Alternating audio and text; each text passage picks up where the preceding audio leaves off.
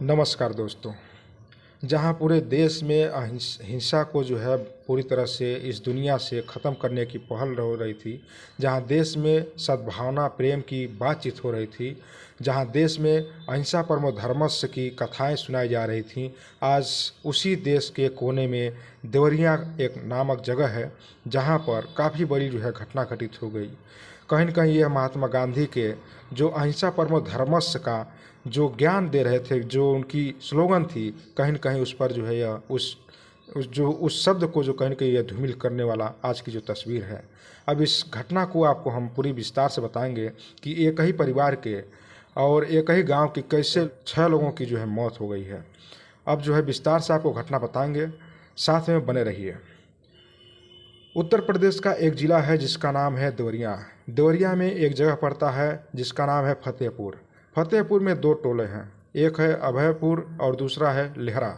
अभयपुर के एक व्यक्ति हैं जो पूर्व जिला पंचायत सदस्य हैं, जिनका नाम है प्रेमचंद यादव, और वहीं पर लेहरा के एक सदस्य हैं जिनका नाम है सत्य प्रकाश दुबे।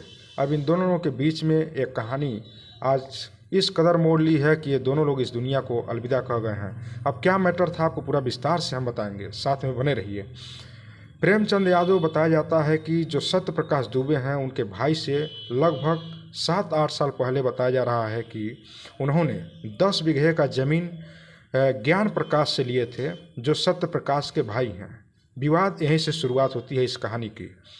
सत्य प्रकाश इस बात को लेकर के काफ़ी दिनों से प्रेमचंद यादव से विवाद करते रहे हैं, चूँकि ये ज़मीन जो उनके भाई के द्वारा बेची गई थी उन्हें नापसंद था, नामंजूर था। चूँकि ये ज़मीन उनके भाई की थी, वो नहीं चाहते थे कि इस ज़मीन को कोई अन्य वर्ग या कोई अन्य व्यक्ति ले, वो स्वयं जो है इसको लेना चाहते थे।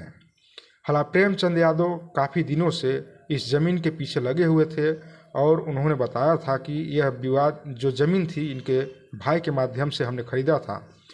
अब जो है वह ऐसी घटना आई कि जिस घटने में एक जो खुशहाल जीवन, एक खुशहाल परिवार जो जीवन जी रहा था, आज जो घटना में कहीं न कहीं अपने जो खुशियों से भरा जीवन था उसको पूरी तरह से त्याग दिया है।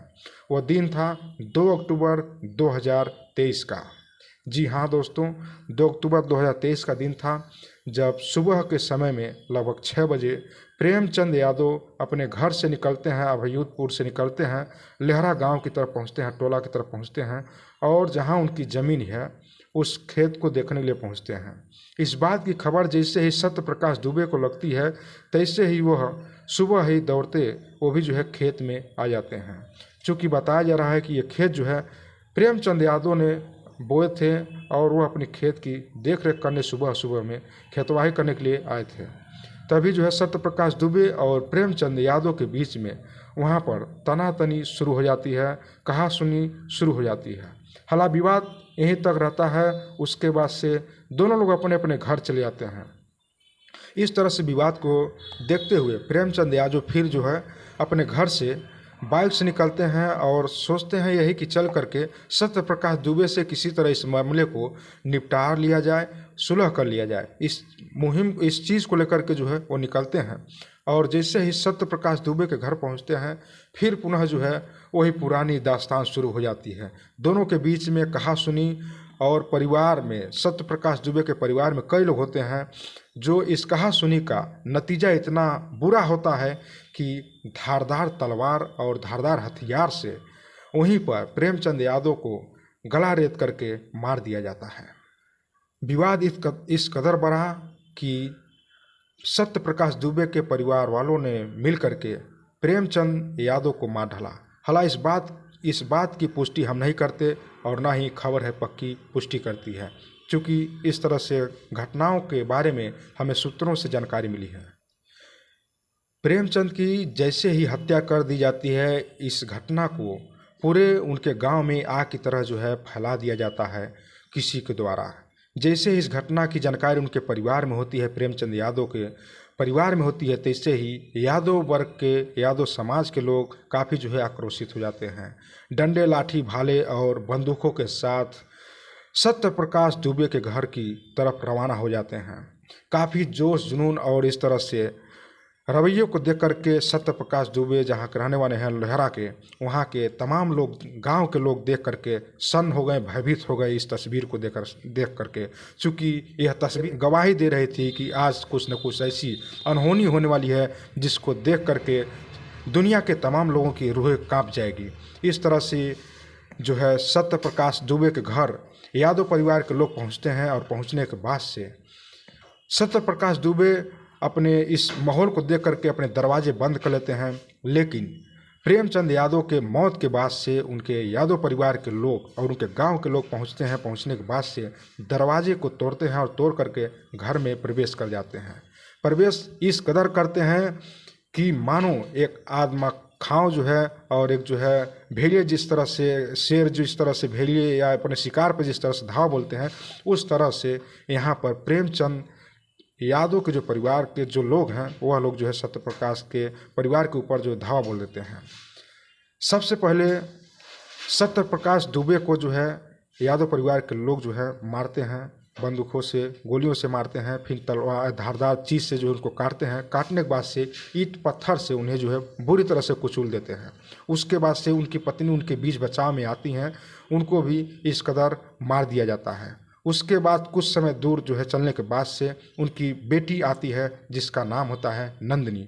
नंदिनी 18 साल की हैं, वो आती हैं बीच बचाव में, उनको भी मार दिया जाता है। उसके बाद से उनके छोटे बेटे हैं अनमोल, जो इस बीच बचाव में आते हैं और उनको जो है मार दिया जाता है। लेकिन प्रभु की देन ऐसी कि बचे हुए थे। और इस तरह से आक्रामक रूप से जो है प्रेमचंद का परिवार सत्य प्रकाश दुबे के घर वार कर रहा था, जहां उनकी पत्नी और सत्य प्रकाश दुबे और जो है उनकी एक बेटी सलोनी जो 18 साल की थी और नंदिनी जो है 8 साल की थी, ये भी लोग इस बीच बचाव में आते हैं और ये भी लोग मारे जाते हैं। जैसा कि आप लोगों को ज्ञात होगा कि 2 अक्टूबर अहिंसा परमो धर्मस्य और सत्य प्रकाश दुबे के एक लड़के हैं जिनका नाम है गांधी, जो इस घटना में आते हैं और इस घटना के दौरान वो भी जो है इस प्रेमचंद यादव के परिवार के द्वारा ढेर कर दिए जाते हैं।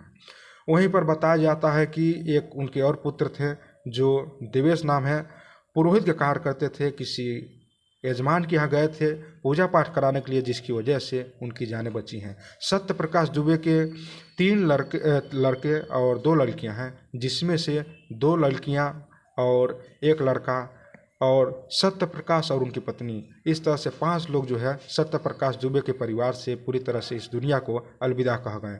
और वहीं पर जो सबसे छोटा बेटा है उनका अनमोल, वह इस समय जिंदगी और मौत के बीच के लड़ाइयों से लड़ रहा है, इस समय फिलहाल हॉस्पिटल में भर्ती हैं।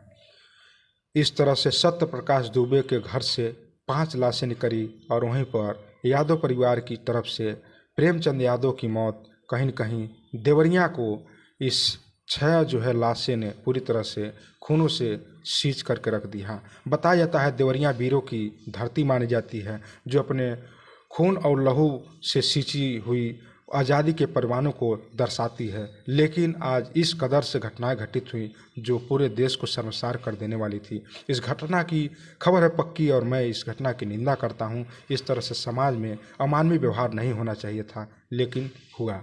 हालांकि इस घटना के जैसे ही होने के बाद से उत्तर प्रदेश के मुखिया मुख्यमंत्री योगी आदित्यनाथ जी तक इस बात को जैसे ही पहुंचाई गई, तैसे ही उन्होंने कानून व्यवस्था को तुरंत मजबूत करने के लिए एडीजी कानून व्यवस्था प्रशांत कुमार को खबर किए और साथ ही साथ गृह सचिव को जो है गृह सचिव संजय प्रसाद को जो है तलब करते हैं, ताकि जो यहाँ का घटना है और जो है विकराल रूप न ले।